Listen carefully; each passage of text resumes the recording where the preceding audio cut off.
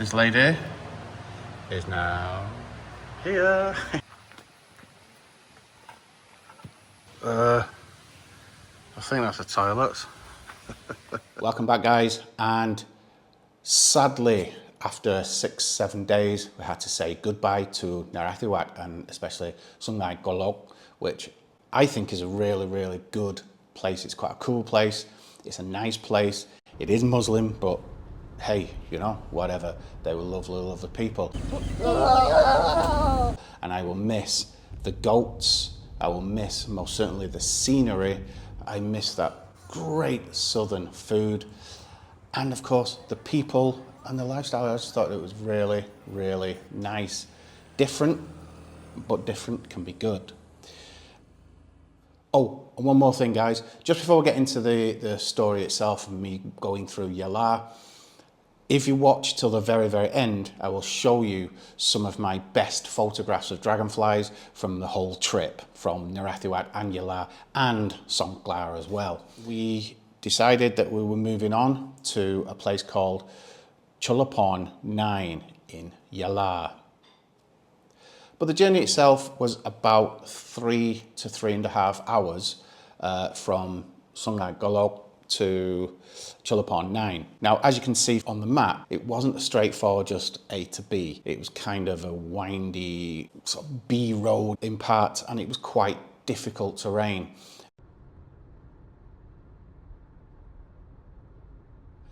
It's kind of the same. As you can see, there's like a market here.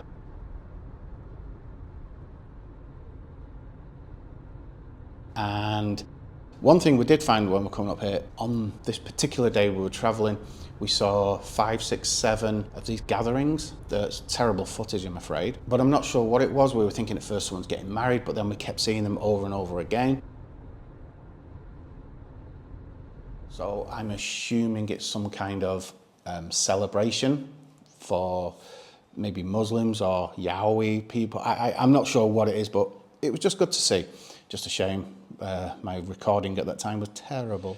But eventually we made it to Chulabhorn 9, and a lot of the area just before that is where they grow durian, which I personally don't like, but Paul's missus likes it, and Noppadon, the dragonfly guy, he loves it as well. But by the time we got there, it was already kind of going off into the evening, and just managed to catch a nice sunset overlooking the lowlands that is Chulabhorn 9. I thought it was really, really nice. A really nice, relaxed and peaceful place. I absolutely adored it. I didn't get any footage of the room where we stayed. I don't know why. But by this time I was already getting a little bit tired. Just from all the traveling, all the hunting for dragonflies and everything. Oh, it was tough. But I had a really good sleep. Everything was brilliant. Got up nice and early the next morning, and look at that scenery. Not bad at all, eh? And there was just a little tiny restaurant, cafe, restaurant type thing, just a short walking distance away from where we were staying, as you can see here. The other two birder guys were off at 5, 6 in the morning. We didn't leave till 7, 8 in the morning. There's no point going too early for dragonflies. And so we'd go and get breakfast first and then take a snack with us, and that would do for the day. And we had rotis most mornings. They were absolutely fantastic, and not a bad little view to boot either, eh? Taro! Hello, Taro! Taro! Hmm? Hmm? To be honest, a lot of this trip now is kind of the same. There's no point in showing you lots and lots in detail because it's just, for you guys, it's probably a little bit boring. It's just myself and Noppadon walking along trails, looking for streams, looking for other things. But this was the actual place we went to in Chulabhorn 9. And as you can see, it's in Chinese and it's in Malaysian. So, as most of it is. But this is one of the open fields. There's a large open field here, and you get gaur. A lot of gaur come here in the evenings, apparently. But we did come across this amazing little waterfall. I thought it was absolutely fantastic. I was just too tired to do much with it by the time we found it. But how gorgeous is that? An absolutely beautiful, beautiful waterfall that's there all year round apparently, and it's really, really pleasant to just sit, relax, and just admire the view. Sometimes you just have to do that.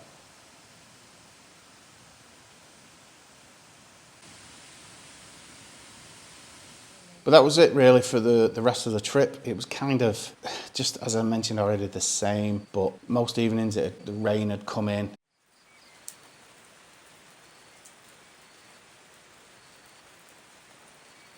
Expanded.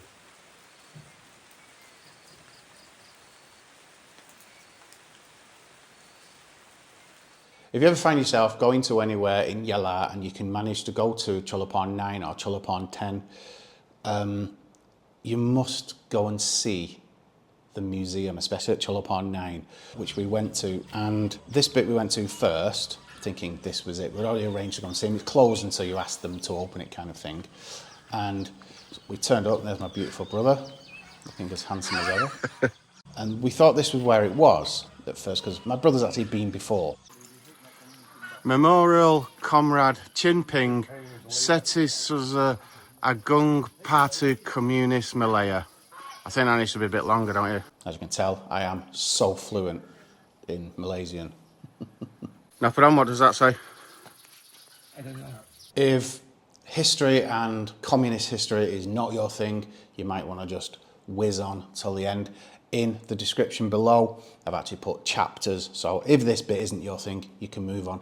But just out of interest, I think you should watch it. Even though it's not really my thing, it was very, very, very interesting. Eventually, we were taken to the right place, and this is the historical museum. It's 30 baht to get in. I'm joking, of course. He was probably the governor of Malaysia at the time. David Marshall. Yeah. David Marshall, why? Basically, Chulabhorn development villages began when the Thai government established villages for former members of the Communist Party of Malaya after a peace treaty in 1989. And it was Princess Chulabhorn who then initiated the project to improve the quality of life for these communities, renaming them Chulabhorn Patana villages. So they basically went from a communist stronghold to peaceful, prosperous communities. And now many of them actually serve as tourist destinations, especially Chulabhorn 10, but they're absolutely brilliant little places to go to.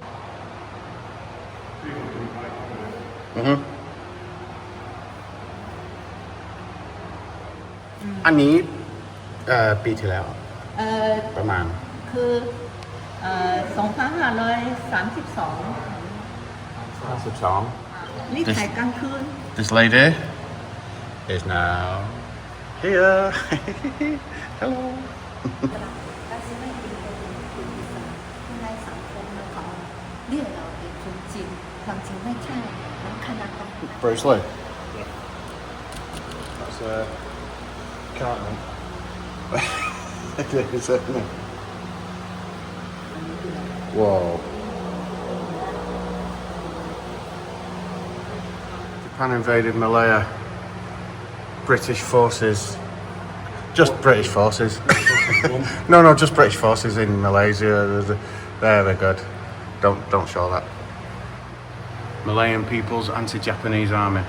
Oh, wow. Oh, I don't know if I'm going to show that.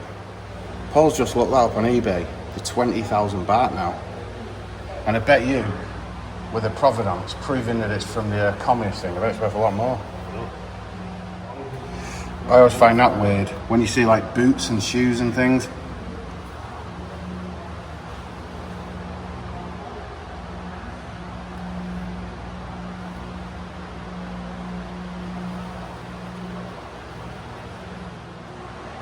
Right, mate. When did you come out with all? No? Actually, you don't look very Malaysian. Or where do you reckon it's from? Made in China. Yeah, made in China. Hong. See that all in there? I stayed at her house last time. Oh, really?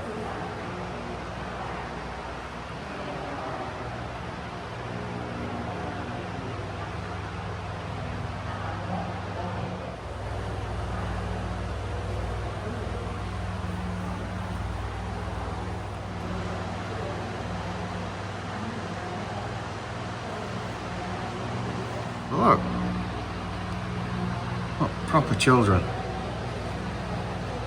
That guy there, he was the old guy. So he moved into the village when he was 17.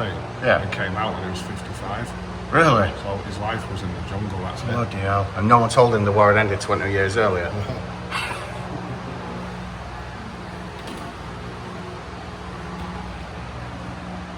You got something on the book. I know. Look at that.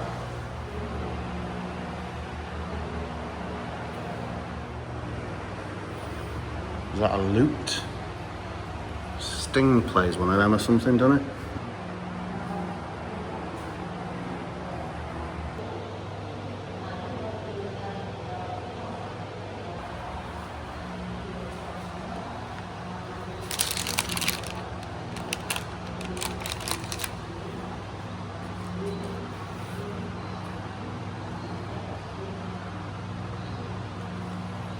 No idea what that is, but it's out.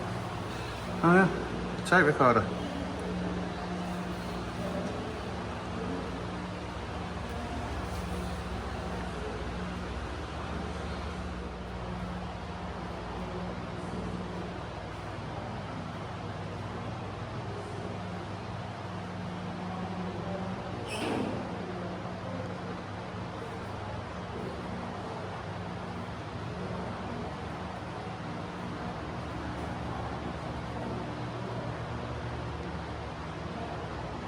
You can fan.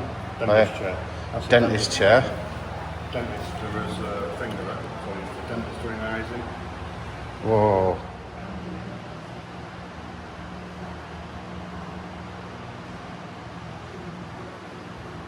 Ouch.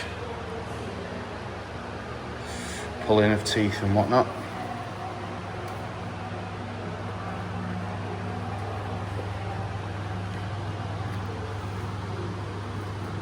There's food things, aren't there? Food canteens. Still got that style today. That's ace.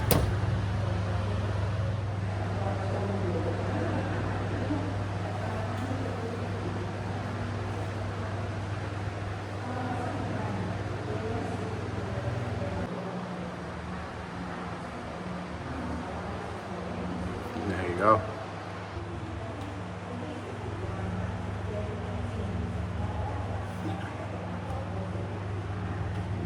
Bullet out of his, it looks like a bullet out of his ass.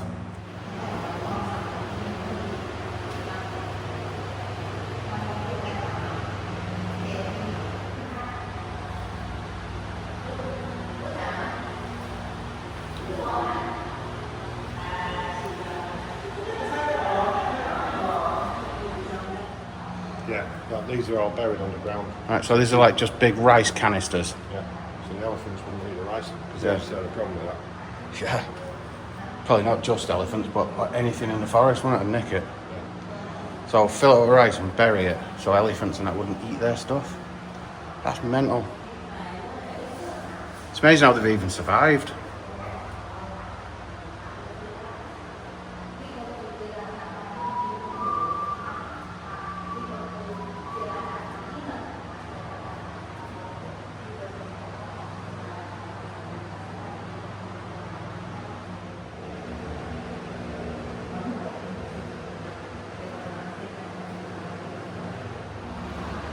Better than my camera.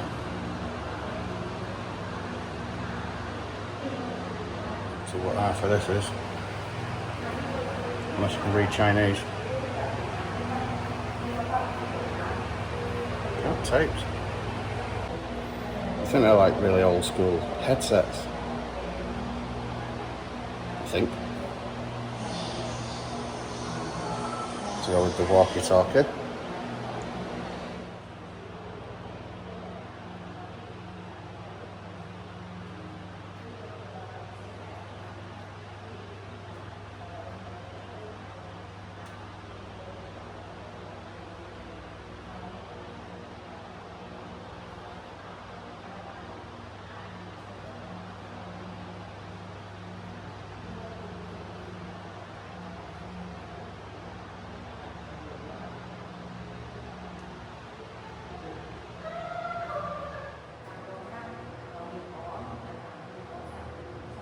So after 3 nights stay in Chulabhorn 9, we made our way over to Chulabhorn 10, which was kind of the same setup as Chulabhorn 9, but as you will see, it is far, far, far more touristy. This journey was a little bit shorter. It was only about, give or take, 2.5 hours. Still a windy road around the mountains. So we set off towards Chulabhorn 10, and as you can see, there's a lot of building work going on at the moment, so they are developing it. There's only one big house for everyone to stay in at the moment, but it is getting better. I'm sure it's going to be really good in the future. And we just continued for a couple of hours, and we eventually saw this little restaurant, obviously Malaysian food, very fishy, a lot of it's fishy stuff, but we managed to wangle some masaman, and this masaman is quite bland, to be honest, but as I've mentioned in the previous video, they don't really have spicy stuff in the very deep south, and this masaman was quite mild, although it tasted nice, and it also had bamboo, which was slightly different than normal. And then just on the way out, I managed to spot some fish drying in the sun. Probably not to everyone's taste, but there you go. And then we hit 7-Eleven, and it was absolutely rammed to the point I just couldn't stay in there. There was just too many people in there. But not long after that, we ended up at that. What beautiful scenery that is, eh? Absolutely gorgeous.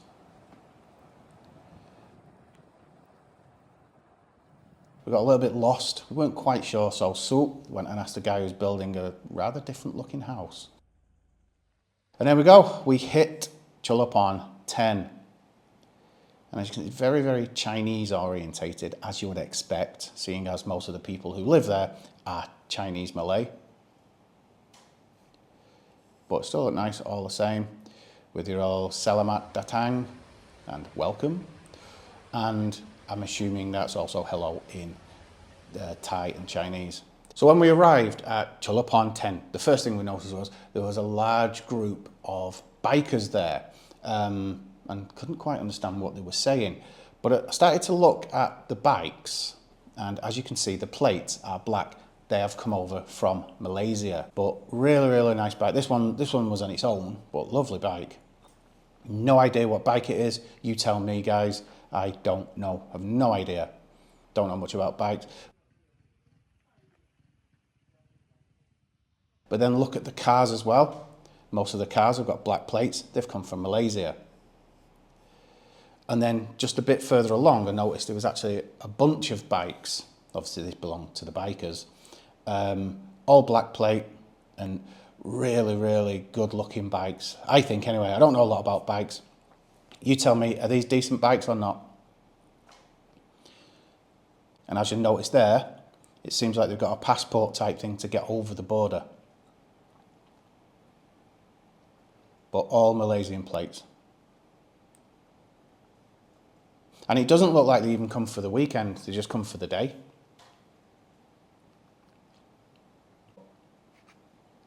I'm not the biggest bike fan in the world, but when you see bikes like this, you can't do anything but admire them, really. I think they look really cool.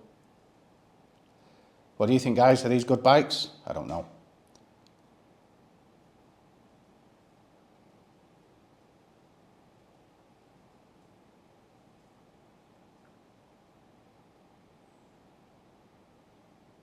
I think they look really good. I think that's the toilets. Women, men, I'm assuming that's toilet. I don't even know. They're over there now. Okay. The following morning, myself and Noppadon went within walking distance just above Chulabhorn 10. There's a stream that we wanted to hit, and when we got there, we were just welcomed by this beautiful, beautiful view. Really, really nice of the whole mountain range, which I thought was absolutely fantastic.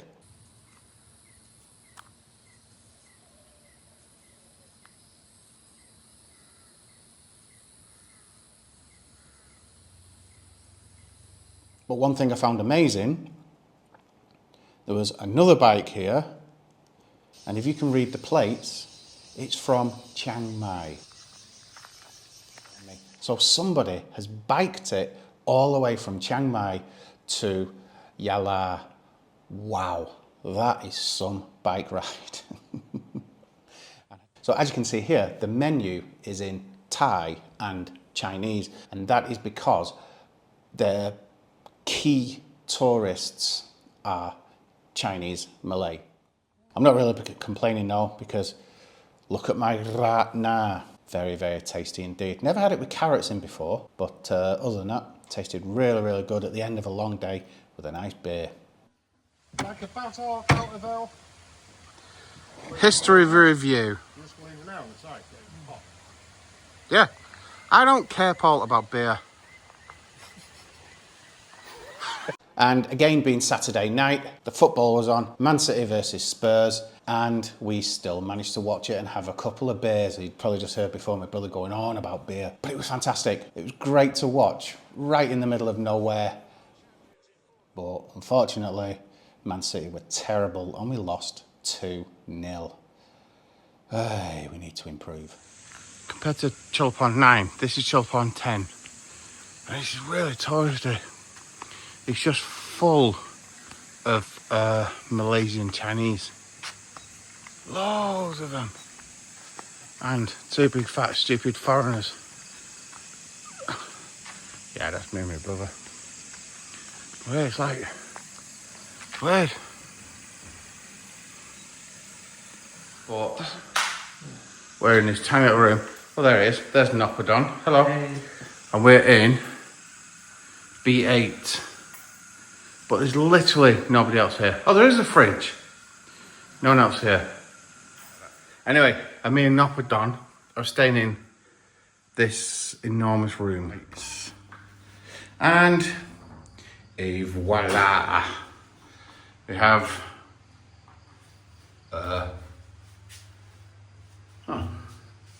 it's made in Japan. It's gonna be okay, probably. Oh, it doesn't matter. And there's no aircon. No aircon, but to be honest, the lady was right, Noppadon. Yep. Remember when we came here in the day? It was like really hot. And now it's like cold. But as you can see, I'm getting a bit beardy now. Been here 10 days now or something.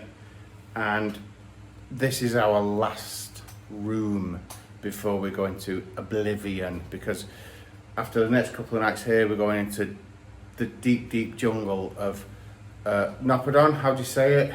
Khiri. Khiri. Yes. Okay. It's a national park that's not even been really established as a national park yet. And we're going up there. My brother Paul is trying to find loads of birds. And I'm going to try and find, with Noppadon, some amazing new dragonflies. We found loads so far on this trip. I found 16 new for my records. Noppadon's found 16. Sorry, 11. And Noppadon's the absolute king of dragonflies in this country. Let's keep going. It's a bit weird here. They only speak Thai and Chinese, and when you try to speak Thai to them, they kind of ignore me because most of them are not actually Thai, they're actually Malay Chinese. So they don't really talk to me. They think I'm a weirdo. That's kind of normal. There you go. As you can see here, Noppadon is preparing specimens that is actually caught. Now, some people might think, oh, that's not fair, it's unfair on dragonflies or damselflies, but it's the only way to accurately ID species. And what he's doing here, he preserves them in alcohol and leaves them for a while, and then eventually, once it's all absorbed, he then dries them out and puts them in a paper envelope. Now, what Noppadon does now is he writes details on the envelope, and once the specimen has dried, which you can probably just about see, I'll get him to hold it up, he then has all the details, then he can compare to other specimens that he has or other people have collected, and as you can see through there, that is that specimen, and that will be good for many, many, many years to come. But it is truly the only way to correctly ID specimens. I don't do it, I don't collect them personally, I don't need to, I do it for photography's sake. Noppadon does it from a scientific point of view.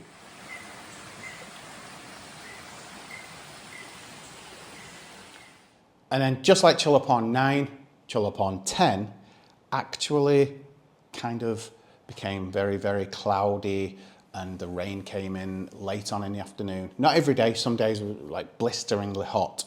But it was just such a lovely place to be. Even though it's only lowlands, it was kind of always shrouded in mist and cloud. It was absolutely fantastic. Look at this, early one morning.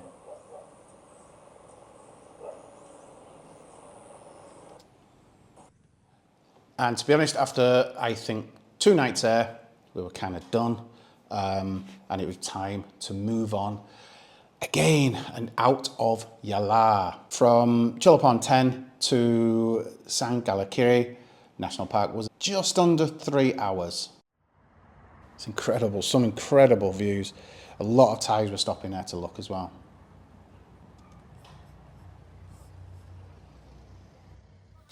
And then we went back to the only 7-Eleven that's in the entire area, and there was a power cut. But did that stop him? No.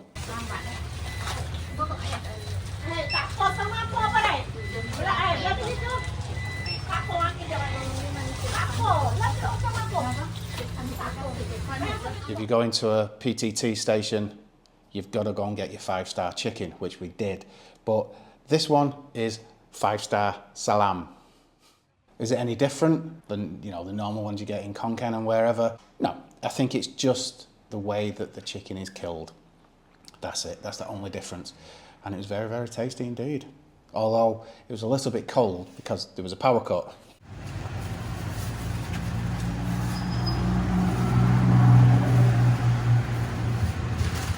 Between Yala and Songkhla as well, there's some absolutely fantastic limestone mountains. I think they're limestone, correct me if I'm wrong, but absolutely beautiful, just jutting out from all over the place. It was really, really, really good to see.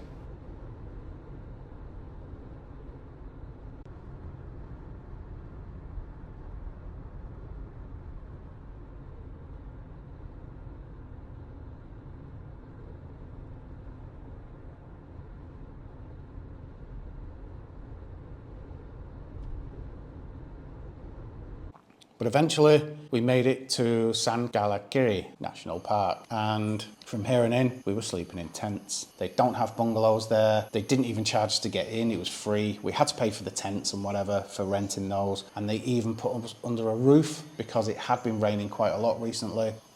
Had a quick walk around at night. It was very, very quiet. Very, very quiet place at night, as you can hear.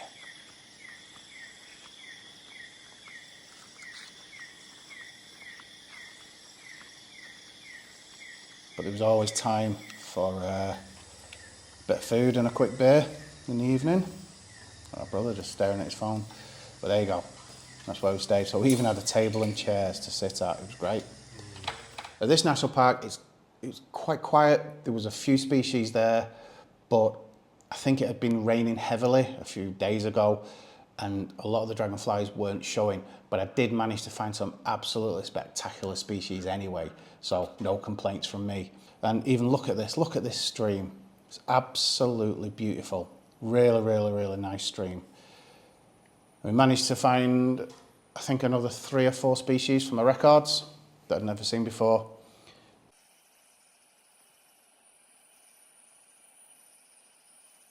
And then the whole thing was finished by seeing this awesome red-tailed green rat snake. Look at this fella. I'll show you again a bit closer up now. Look at that. He's perfectly alive. I think he's just plain dead. But how gorgeous is that? Absolutely beautiful.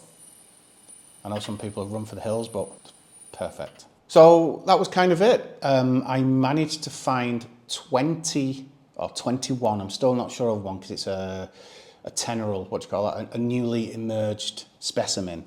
It could be a new species, but I'm not sure. But I definitely had 20 new species for my records, which is an incredible number to say I've already got now around 260, I think, in total. 260, just over. I need to do a recount now since that trip. But that was basically it. I didn't film too much of the actual place because for you guys it's probably a little bit boring. You don't want to see too much nature things, you know. So I just showed you a couple of highlights. But it is my life, it is my hobby, it is something I love doing, and it was just, what made it just so good was the fact that I was there with my brother and his partner Sue, and also I was with Noppadon, a good friend of mine, but also a dragonfly expert, and even he found 12, I think 12 or 13 new species for his records. So we did really, really, really well. So we said goodbye to the deep south, very sadly, because I will miss that place, but we are going to go back in the next year or two. And we headed north for about 8.5 hours. It actually took about 8 hours, I think, up to Chumphom. But before we even got there, on the way to Chumphom, as we left Chulabhorn 10, there was actually a roadblock. We had been informed that there was a power cut that morning, but we didn't know how extreme it was. And we counted 15 of these big trucks. Unbelievable. And we had to wait a while to get through. But just look at how many people are doing this. It's so many.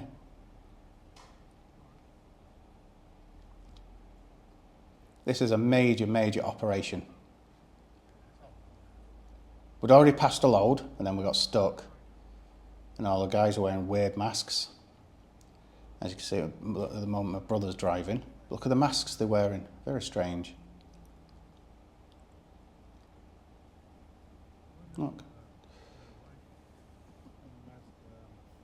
But yeah, it was a major operation, and it took about 20 minutes for us to get through it. And here, this was near the end when we started moving, and they were still there. The trucks still there, still counting the trucks one by one. There's still more further up. It was amazing. I think in total we counted 15 of these, all in one small area. It's amazing. And then we saw some more of this limestone mountains, rocks, whatever you want to call them. Absolutely stunning. Really good.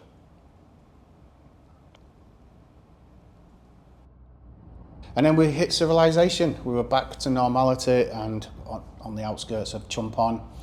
And we ended up staying in a little hotel called the Mercy Hotel.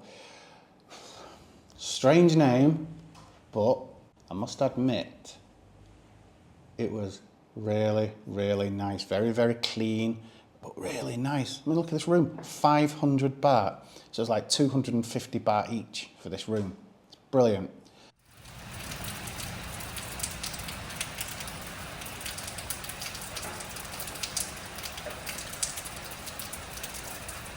But we still decided to go out on our last night, go to a nice little restaurant. It's absolutely fine, and I had a nice big pork chop. There it is, with some wedges. It was really nice. I don't know, it was about 250 baht or something. I'm not sure, but it doesn't matter. I was too tired to care by then. Noppadon had some nice pasta, and our Paul had really nice steak. And then just to finish, we went to a big sea, and there was a cat sat on the table. Very strange. And that was kind of it. We then hit the road from Chumphom to Kaen, and it took about 12.5 hours, a little bit less actually. Getting through Bangkok was a bit of a pain, as you would expect. The lower reaches of Bangkok were quite tough, but still got some nice footage in. I quite like that. I think that looks really cool. And then we paid a little bit extra and got on the expressway, and as you can see, it's real clear. But this is... And then we hit the newish highway, or motorway, whatever you want to call it. This has only just opened. It's not quite finished. We had to turn off near the end, but it's really good. And there's even some weird bits like this. No idea what's going on. So that was kind of it, really. That was my mammoth trip from Khon to Patalung to Narathiwat to Yala to Songkhla to Chumphom to Khon. Boy, it was an epic trick. It was an epic trip. It was 2 weeks we went for. We could have stayed longer, much longer, but by the end, I wasn't even putting sentences together. I was so tired, but it was an amazing trip. And as I said, saw about 20 new species from the record. My brother saw plenty of birds. Sue saw loads of new species because it was her first trip to the south. And it was one of the best dragonfly trips I've had in my life. It's absolutely brilliant. Got to thank my brother as well because he paid for all the petrol and that all the way down. Thanks, bro. And it was just absolutely fantastic. To me, as I've said, it was just brilliant. So that will just about do for now. I hope you enjoyed this video, but don't go anywhere just yet because I'm now going to show you my favourite photographs of dragonflies of the trip. If you like that kind of thing, please enjoy. If you don't, well, subscribe anyway, because in the next video, I'm going to be doing something completely different again. Okay, guys, hope you enjoyed this video. Take care. See you in the next one. Bye-bye.